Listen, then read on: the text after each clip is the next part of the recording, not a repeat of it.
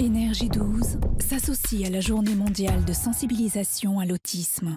Je m'appelle Marie Rabatel, je suis présidente de l'Association francophone de femmes autistes. Je suis une personne autiste qui est aussi une survivante de viol.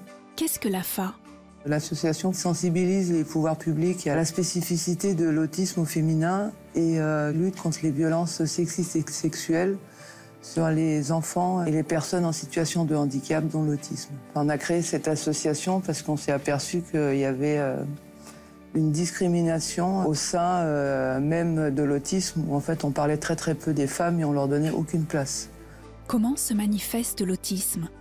Il faut répondre à 3 critères: avoir des troubles relationnels, avoir des stéréotypies, c'est-à-dire qu'on va faire des gestes un peu répétitifs, et puis avoir un intérêt spécifique sur un sujet bien précis. L'autisme, c'est pas une personne qui est plus intelligente ou moins intelligente, c'est une personne qui a une intelligence différente.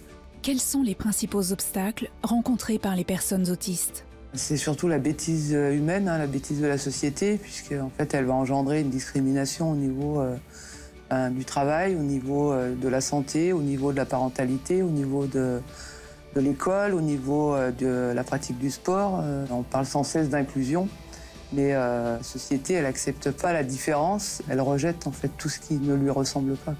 Combien de femmes en situation de handicap sont victimes de violences?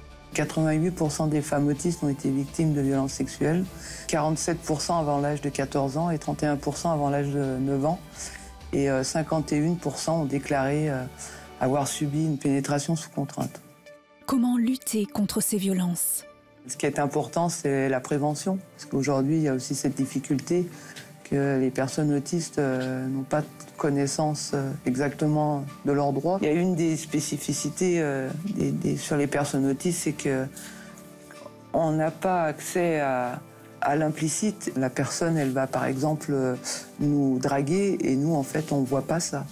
On voit juste une discussion, une relation entre 2 personnes sans arrière-pensée. Et du coup, on peut se retrouver en danger sans s'en apercevoir.